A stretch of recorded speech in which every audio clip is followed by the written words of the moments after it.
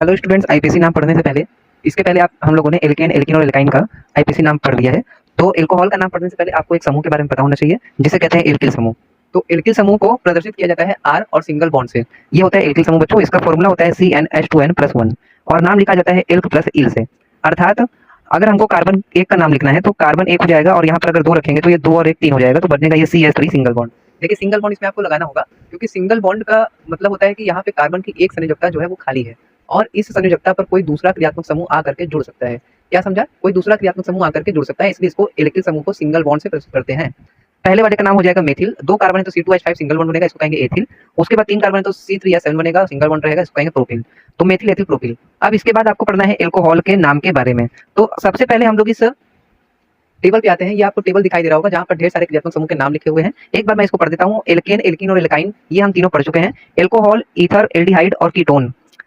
यहाँ पे कार्बोक्सिलिक अम्ल, यह है एसिड क्लोराइड, यह है एसिड एमाइड और यह है anhydride, ester, cyanide, amide, nitro और एल्किल हैलाइड। इसे हैलोजन भी कहा जाता है। तो अभी शुरुआत करने जा रहे हैं एल्कोहल के बारे में बच्चों। एल्कोहल का देखिए जो नाम लिखा जाता है वो सबसे पहले हम लोग आ जाते हैं डायरेक्ट एल्कोहल वाले पर। ठीक है, तो एल्कोहल का संकेत तो होता है ROH। यहाँ पे आपको दिखाई दे रहा होगा एल्कोहल और इसका ये संकेत लिखा है ROH। अभी मैंने आपको R बताया था कि R होता है एल्किल समूह और R में एक सिंगल बॉन्ड रहता है, यानी इस स्थान पे कोई दूसरा क्रियात्मक समूह आकर के जुड़ सकता है। तो देखिए कौन सा जुड़ा है? OH जुड़ा है। OH का मतलब एल्कोहल है। दो तरह से नाम लिखते हैं, एक होता है साधारण नाम, एक होता है IUPAC नाम। तो साधारण नाम लिखा जाता है एल्किल एल्कोहल से। एल्किल मतलब क्या है? वही एल्किल समूह। एल्किल समूह के नाम क्या है? एल्कोहल जोड़ रहे हैं। उसके बाद एल्केनॉल। एल्केनॉल ये हिंदी में होता है एल्केनॉल। तो एल्केनॉल का मतलब है कि एल्केन का नाम लिखना है यानी मेथेट्रोप इसका नाम लिखना है, उसके आगे नॉल लगाना है यानी ऑल लगाना है आपको। अगर हम लोग पहला कार्बन को देखें तो पहले कार्बन में ये जो एल्किल बनेगा वो क्या बनेगा? CH3 बनेगा।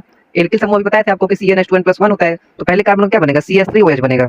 यानी CH3OH में ये CH3 को तो हम लोग मेथिल कहेंगे साधारण नाम में और OH का नाम लिखेंगे एल्कोहल, तो ये बनेगा मेथिल एल्कोहल।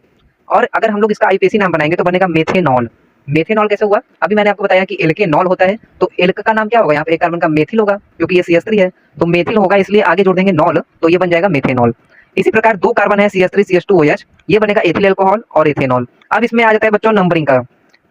देखिए नंबरिंग का अर्थ है कि जिस नंबर पे OH समूह उपस्थित है वहां पर हम लोग नंबरिंग करेंगे। जैसे ये वाला संरचना देखिए CH3 CH3 CH3 CH2 CH2OH, तीन कार्बन है, जहां से क्रियात्मक समूह पास होगा वहीं से नंबरिंग शुरू करेंगे, तो 1 2 3। तो इसका नाम देखिए साधारण में बनेगा यन प्रोपिल एल्कोहल। तीन कार्बन को प्रोपेन कहते हैं, ये एल्किल समूह है, प्रोपिल होगा, आगे एल्कोहल लगाएंगे। अब यहाँ पे जो यन लिखा है इसका मतलब हमको भी बताते हैं। पहले देखिए यहाँ पे प्रोपेन वन ऑल। अब ये जो नाम बना है इसको दो तरह से बना सकते हैं, या तो वन प्रोपेनॉल बना सकते हैं या फिर प्रोपेन वन ऑल बना सकते हैं। ठीक है बच्चों, तो आज के लिए हम लोग इतना ही रखते हैं।